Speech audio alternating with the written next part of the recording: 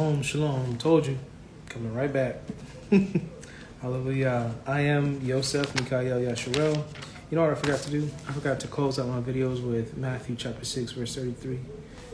See, I'm too busy rushing. Take my time and slow down. See? I forgot. I admit that. I forgot.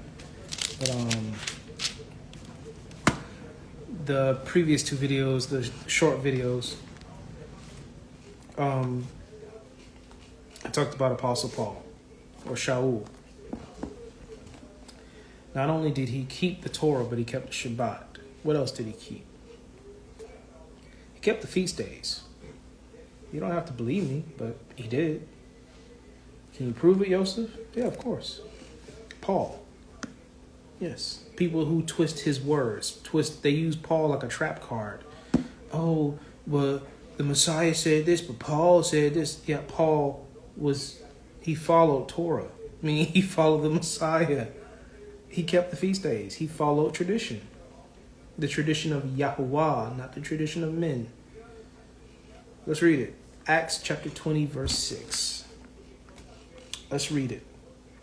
Paul kept the feast days. Yes, he did. Yes, he did. He never taught another religion. He never taught a new doctrine. He was teaching Torah. Why would somebody start a new religion, a new church, a new tradition of men, a new doctrine, if he's keeping the doctrine he was raised up to learn? Remember, by the way, Paul he's an Israelite. He's literally an Israelite. He's from the tribe of Benjamin, seed of Abraham. Paul is one of us. It's not a race thing. I'm telling you, it's a culture thing. He's literally an Israelite. So then why would he learn a new doctrine? He doesn't need to, because he's keeping the Torah, the original. Acts chapter 20, verse 6. But we sailed away from Philippi after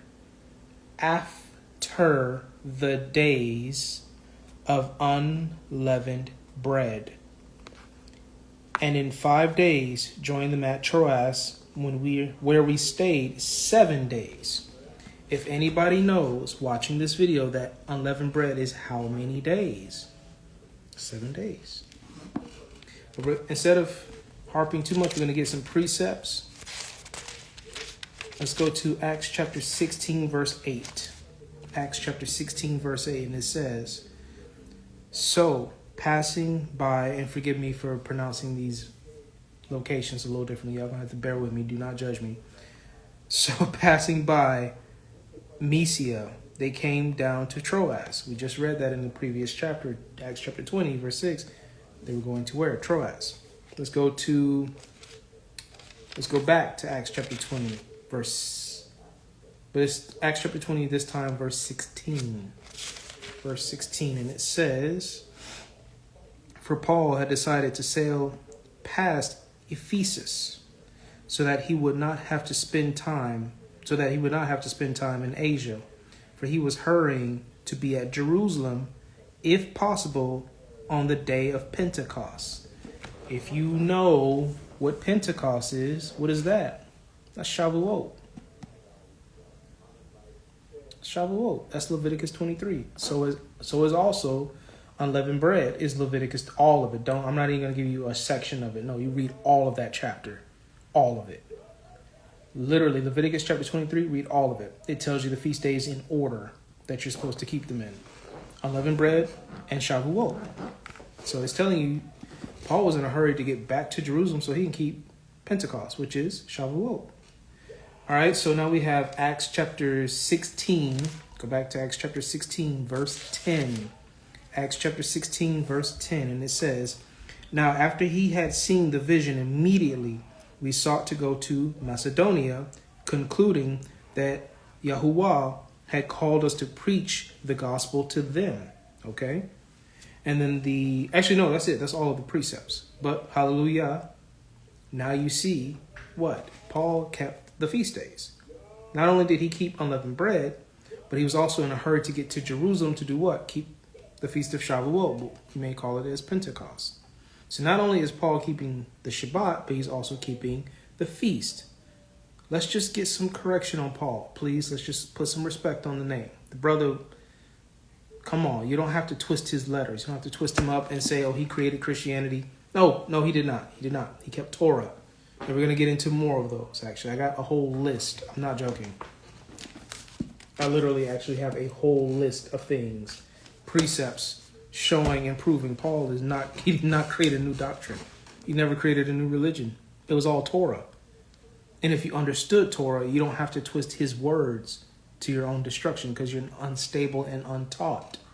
If you understand Torah, you're understanding the prophets, then you understand where he's getting his understanding from. Hopefully I didn't confuse anybody. If you understand the foundation, you understand the prophets, the prophecies, the precepts, the judgments, you can clearly see what Paul is saying. It's the easiest thing in the world. It's just like having a regular conversation. But if you don't know anything about the foundations, the commandments, the instructions, the precepts, the judgments, what is Paul saying? Oh, I think he's saying this. Oh, he might be saying, let's just be Christians. No, he'd never said that. He was actually teaching from Torah because he himself was a Pharisee. His father before him was a Pharisee. We'll get into it in the next video, but I will be back. And oh yes, Matthew chapter 6, verse 23, before I forget. I already missed 2 videos, man. See, I'm busy rushing, trying to catch up. Matthew chapter 6, verse 33. But seek ye first the kingdom of Yahuwah and his righteousness, and all these things shall be added unto you. Shalom, family.